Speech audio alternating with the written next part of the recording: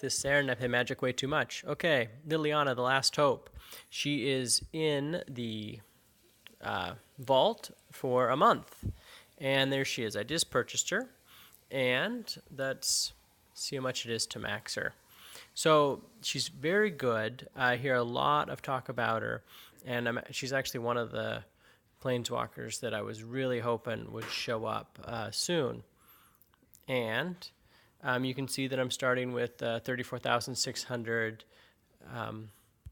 and let's see how many it takes. So one thing that is really, really nice about her that you notice instantly is you get +5 for matching black and +4 for matching blue. So that's +9. Now, when the last 3 or 4 videos, that's one of the main things I talk about, and it's because, you know, with a +9, that's the most of any planeswalker. There's 1 or 2 others that match. I think Jace 2 matches that, but I think there might only be one other one if there's any more.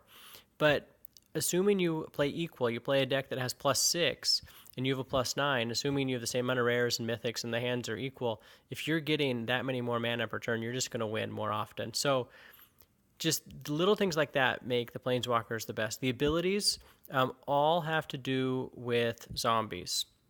And if you have all the zombie cards, I have most of them, then it works well. But if you don't have key zombie cards, it's not going to work at all. And that's one thing that I'm not the biggest fan of on these specialty decks, is that you have to use zombies, or else, like we'll see with her abilities, it doesn't even work if you don't have only one, or I think only one of the levels that works.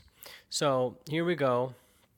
Just maxed her out, and I did a little math. It took a little less, took 80 less than 80,000. So that's 7,920.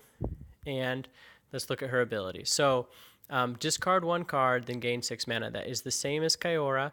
I think it costs a little bit too much. I think 6 would be better, but it's a good thing in a jam if you need to get that 6 mana. Discarding 1 card is never fun, but it's okay. And sometimes you can actually discard something and call it back later, and that's a trick you can use if you discard something that costs like 20 and you get a card that brings back a card that's been discarded or killed, because it's interchangeable, and then brings it back into play.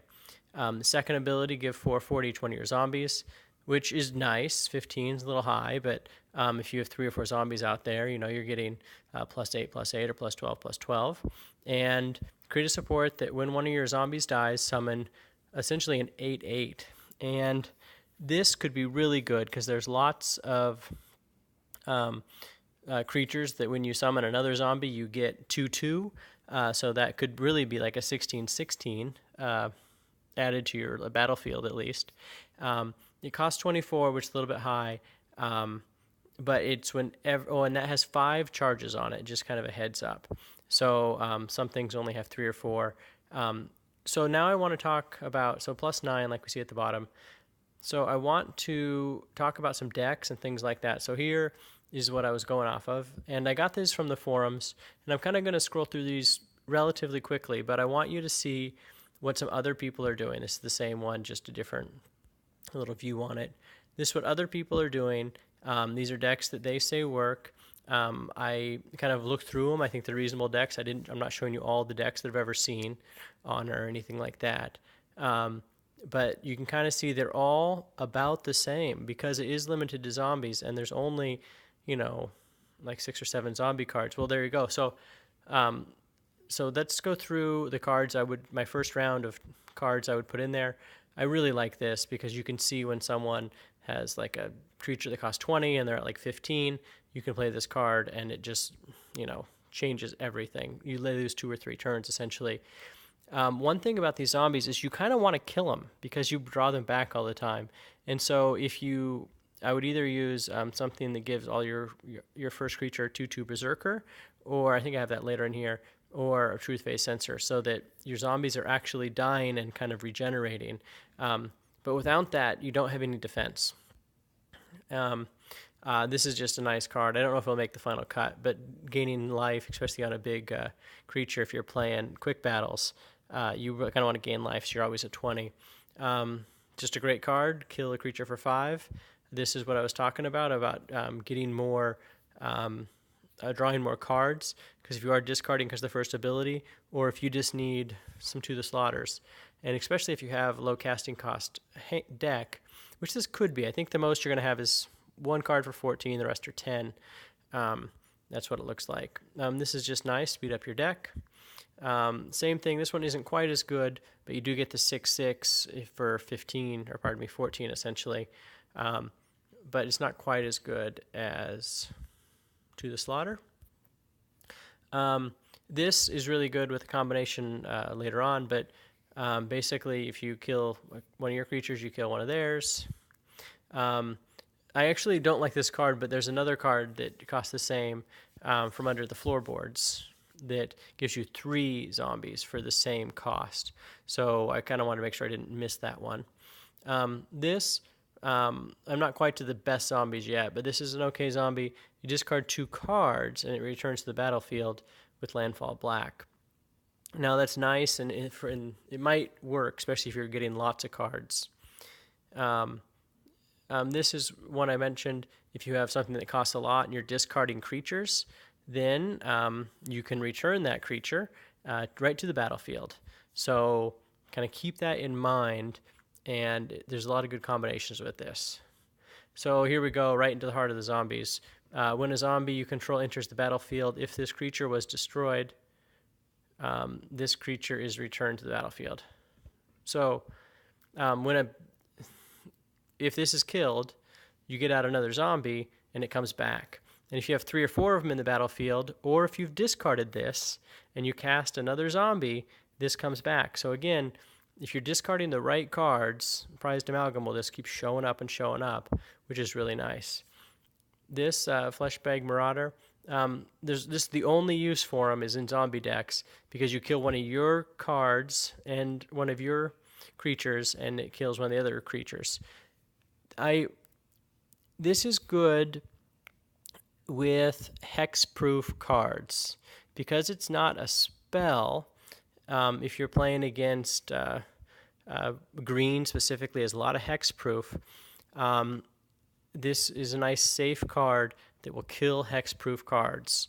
Very important, especially if you're playing at the highest level, and one hexproof card is going to kill you, because Defender won't help you get them 2 at a time.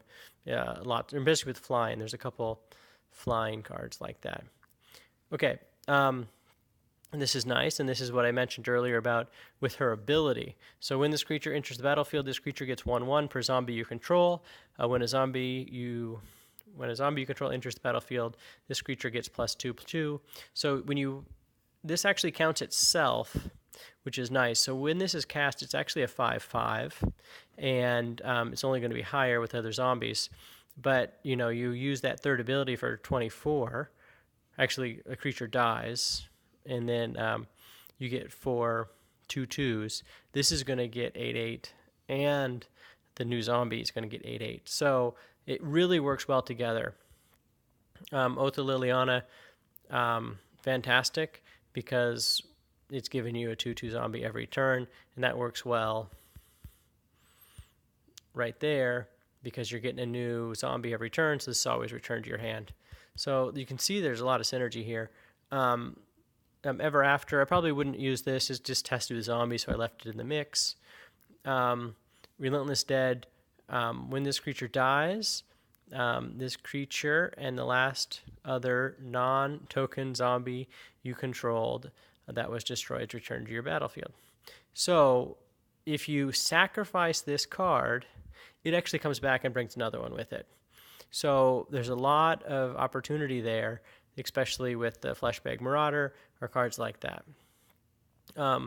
This is something that I really like. You spend 15, you get 36. I think it should go in a lot of black decks. Way too expensive, but could have a place in your deck. Here are some cards I don't have that would go in zombie decks. You cast a spell, essentially you get a 6/6 out for 9, and then by the time anybody casts 6 spells, you've changed the 6/6 into a 12/12. It's kind of a weird way of looking at it, but that is kind of a cool feature. Again, destroy your creature. This is just kill the other creature. I don't have this, but it's just a nice uncommon that might go in your decks. This is another uncommon I don't have. If you have it, it would go in some zombie decks. Somebody put this in one of the decks that I showed. I haven't tried it, but especially they say playing against Koth, it really helps out. Just kind of a heads up. So those are the cards that I kind of wanted to show you. That is Liliana 2. Those are her abilities. I'll be talking about her all week. I'm going to tell you one about a very good deck, which I'm going to put together and tell you the kind of win-loss record. I'm also going to make an all uncommons and commons deck so that you know that you can use her even if you don't have all the best cards and things like that. I'm going to show you how to master cards with her. And yeah, I'll kind of do a summary at the end too and kind of talk about, cards I would think about, which I kind of already did. But I think she's good. I think that a lot of the events talk about zombies, and this is a great way to maximize, get the 5+2 in those events. So thanks for watching, guys. Like and subscribe. Have a great day.